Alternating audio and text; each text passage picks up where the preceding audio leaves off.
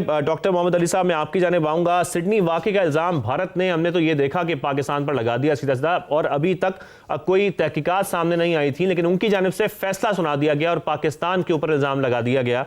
मगर हमलावर साजिद का जो ताल्लुक है वो ये बताया जा रहा है कि वो भारत से है, और अब तो इसकी जो तफसीलात है वो भी सामने आ गई हैं। क्या आप नहीं समझते कि इस वाक़े के, एक तो इससे पहले जब तक तहकीकात नहीं हो जाती, भारत का ऐसे इल्ज़ाम लगाना, इस पर भी कमेंट कीजिएगा। और ऐसा भी हो सकता है कि आने वाले वक्त में ये पता लग सके कि भारत भी इसमें मुलव्वस हो सकता है। बहुत शुक्रिया जी। इस बड़े अहम आलमी दिलचस्पी के मामले से तीन चीज़ें बिल्कुल सामने वाज़े हो गई हैं कि भारत तीन एतबार से आलमी दहशतगर्दी का मुर्तकिब है।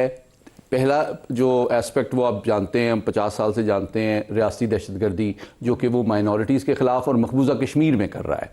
दूसरा पहलू जो था वो हमने पिछले 2 साल में देखा कि वो किस तरह अपने इंटेलिजेंस एजेंट्स को डिप्लॉय करता है मगरबी ममालिक में, और उनके अंदर जाके अपने सियासी मुखालफिन खुसूसन सिख रहनुमाओं को असैसिनेट करने की कोशिश करता है। ये उसका दूसरा पहलू था। और अब तीसरा पहलू सामने आया है जिसमें भारतीय शहरी जो है और भारतीय डायस्पोरा जो है वो आलमी दहशतगर्द तंजीमों के साथ उनके राब्ते सामने आ रहे हैं। और देखिए, भारत आना जाना तो अब मीडिया में आ चुका है कि कई दफ़ा वो भारत आते रहे। हालांकि 27 साल सज्जाद साहब जो हैं वो ऑस्ट्रेलिया में मुकीम रहे हैं, लेकिन इस दौरान कई दफ़ा वो भारत भी आए हैं। लेकिन इससे ज़्यादा जो तशवीशनाक बात है वो इस बड़े हमले से 1 माह पहले जो उन्होंने एक बड़ा तवील दौरा फिलिपीन का किया, वो बहुत अहमियत रखता है, क्योंकि फिलिपीन जो है वो दाइश और अलकायदा का एक बड़ा मुनज़्ज़म एक सॉर्ट ऑफ बेस के तौर पे सामने आया है, ख़ास तौर पे जो उसका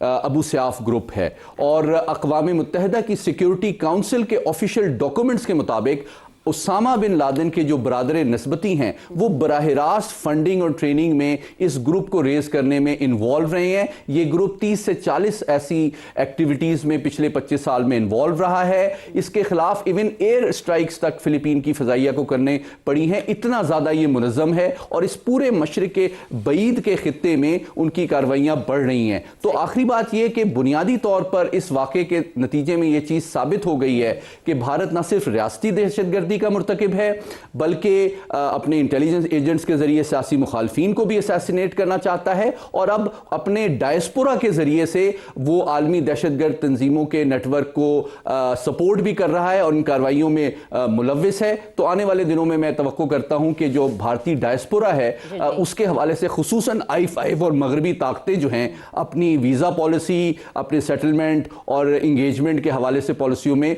रिव्यू करेंगी, उस पर नजर सानी करेंगे।